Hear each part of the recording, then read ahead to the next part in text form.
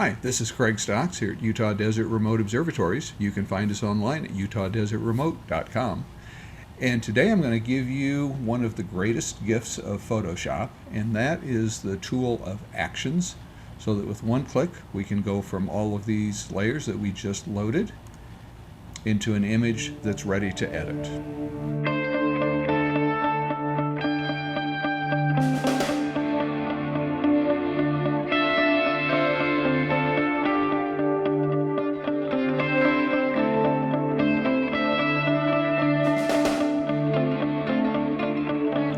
So you know the old saying, if you build a man a fire, you'll keep him warm for a night, but if you set a man on fire, you'll keep him warm for the rest of his life. And I guess along those same lines, I'm going to show you how to build this action in Photoshop. So I'm going to start by just closing this image, and we'll start from scratch. No, I don't want to save the changes. And over here on the right, we have our palettes toolbar, and the one that looks like a play button is the Actions palette. Now, if you don't have that visible, you can go to Window, Actions, and it will appear, and then you can dock it over here on the side. You can move it away or move it back, and there we've put it back in place. Now, there's two different modes for the Actions palette. Right now I have it in button mode, and that's the easiest to work with. But we want to record an action. So to do that, we're going to use the little drop-down menu and turn off button mode, and that gives us this more detailed view. But it also gives us the controls at the bottom to play an action, record an action, or create a new action. And what we want to do is create a new action so that it will organize all of the layers for us. Now, an action is basically just a recorded set of commands, keystrokes, mouse clicks, mouse moves, and so forth. There are a few things that you need to be careful of. Actions, when you're working with layers, can be specific to a layer name, and we don't want that because we're going to use this with different documents and different targets, and they'll have different names. So we want to avoid doing anything that's going to specifically tie this action to just one set of images. So to do that, we're going to rely heavily on a few keyboard shortcuts. We're going to use Control-G to create a layer group. That would be Command-G on a Mac. We are going to use the Add Levels and Add Hue Saturation icons in the Adjustments panel. Most importantly, though, as we move up and down the layer stack, we're going to use a keyboard shortcut to move to a different layer, or to select the layer below or a layer above. And we're going to do that by using a key combination of alternate and the left and right bracket keys. So with that, let's go ahead and load our files. So I'll go to File, Scripts, Load Files into Stack, and you've probably seen this before. But I'm going to grab a set of stars, and then the three narrowband layers. Click OK. That loads that list of files. Click OK, and that will load those four images as layers in the layer stack.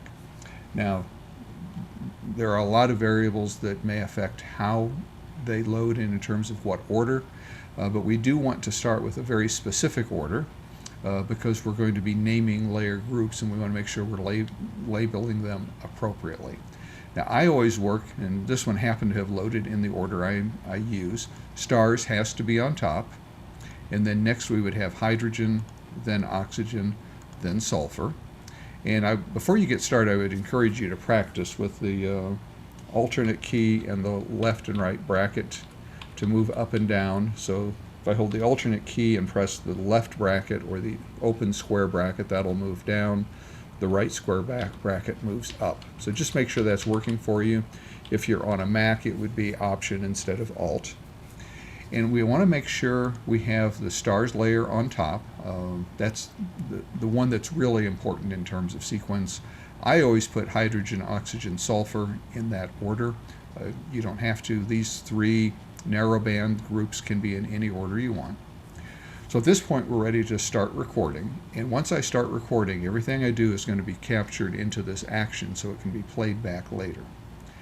So I have the right order, the stars is the currently selected layer, and so I'm going to go to the Actions palette, and I'm going to click on the plus to create a new action, and I'll give it a name, Video Add Layers. And we want it to go in Craig's Actions. You can put it in any set you want, and you can assign a function key if you want to execute this action based on pressing a key combination. I am going to set a color, and we'll just choose blue, and that way it will be colored blue in the list of buttons. Once I click record, okay, now we're recording. Currently selected is the stars layer, so I'm going to use the keyboard shortcut Control G to create the group. I'm going to double click on the group 1 name and change that to stars. Press enter. I'm going to change the layer blending mode to screen. And on Windows, when you change the layer blending mode, you frequently have to do something to move the focus away from this dialog box. So to do that, I'll press escape. Now I'll add a adjustment layer and a hue saturation adjustment layer. So now I've got the levels and hue saturation. Now I want to move down to this next layer. And to do that, I have to use the keyboard shortcut of alternate or option on a Mac and left bracket. And that will move down to that selected layer. Now I'll press Control G, change the blending mode to screen, double click to change the name to hydrogen. I'll add levels, and since I'm currently the selected layer is the hydrogen layer group, when I add an adjustment layer such as the levels adjustment layer, it will add it inside the layer group since the layer group is currently open. So add a levels, I'll add a hue saturation, and let's just go ahead and change this to colorize. I want the lightness to be -50. I want saturation to be 100%, and I want the color, since this is hydrogen and we're going to use an SHO color palette, I want it to be green, which is a hue rotation angle of 120. Now I'll move down to the next layer, and we're going to again do alternate left bracket to move down to the oxygen group. Control G, change blending mode to screen, double click, change this name to oxygen, add a levels adjustment layer, add a hue saturation adjustment layer, select colorize, -50, 100% for saturation, and we want oxygen to be blue, so that will be 240 for the rotation angle. And one more time, we'll use alternate left bracket to move down to the sulfur layer. Control G, change this to screen. And since this is the bottom layer, it's not necessarily important to change this one to screen, but you'll see why I do it later. Change the group name to sulfur. Add a levels, add a hue saturation, colorize, lightness of -50, 100%. And since this is sulfur, we want it to be red, so we'll just leave the hue rotation angle at 0. And you can see already now we have got a SHO image with the stars and everything visible. So I'm going to go ahead and stop recording the macro at this point. So I'll click on the stop square box, and that has now saved this video add layers macro, and we can test it now. Let's close this document, and no, I'm not going to save the changes, and we'll just go to File, Scripts, Load Files into Stack, and Browse, and I'll just go ahead and load those same files, and I'm actually going to go ahead and load this HOO layer also, just to mix things up a little bit. because it's not unusual to have some additional layers that you might want to incorporate. In fact, I find more and more I'm using an RGB or an HOO layer as kind of as the backdrop. Since we recorded the macro just to work with the first 4 layers, it doesn't matter if we have other layers below those 4. So in fact, that's what I'm going to do this time. I'm going to take this HOO layer that's extra. I'm just going to drag it to the bottom and then confirm that we have stars on top, hydrogen, oxygen, sulfur. So at this point, I'll go ahead and switch back to button mode.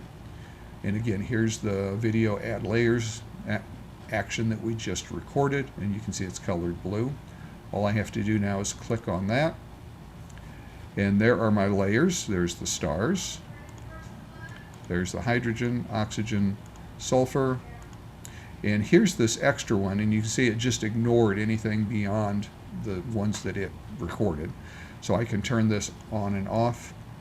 I can now go through individually and adjust the brightness or the contribution of each one of these layers. So now I'm ready to run. Actions are really useful. They're easy to use. All it's doing is recording the series of steps that you go through, and then you can play them back on this file or any other file. So just to try that out, let's close this. No, I don't want to save the changes. And let's load a different set of data. And this is, of course, going to have different file names. So we'll browse, and this time let's use the trifid. So I'm going to go to another set of data. Here's the trifid, sulfur, hydrogen, oxygen. This is the RGB, and then we'll use these stars. Click OK. OK again. So it's going to load those 5 layers, and again I'm loading kind of an extra layer, and we'll want to make sure that we have everything in the correct order. So as soon as it's done loading these layers, so this time it's got the stars at the bottom, so I want the stars at the top. Stars have to be at the top, and then we have to have hydrogen, oxygen, sulfur, because we're naming the layers in that order. So just click and drag to move the layers around. Now I have stars, hydrogen, oxygen, sulfur, and we have an extra layer down here that's going to be ignored. I just click on the blue video add layers, and there is our SHO image with RGB as a background of the Trifid Nebula. Super powerful, easy to create, and once you create it, then you have this one-click access to doing all of the kind of busy work for you, so you can get right into adjusting the color. I hope you found this useful. If you have any questions or comments, drop those in the comments down below. And as always, I hope you have a great day today and an even better night tonight under a clear, dark sky. Thanks.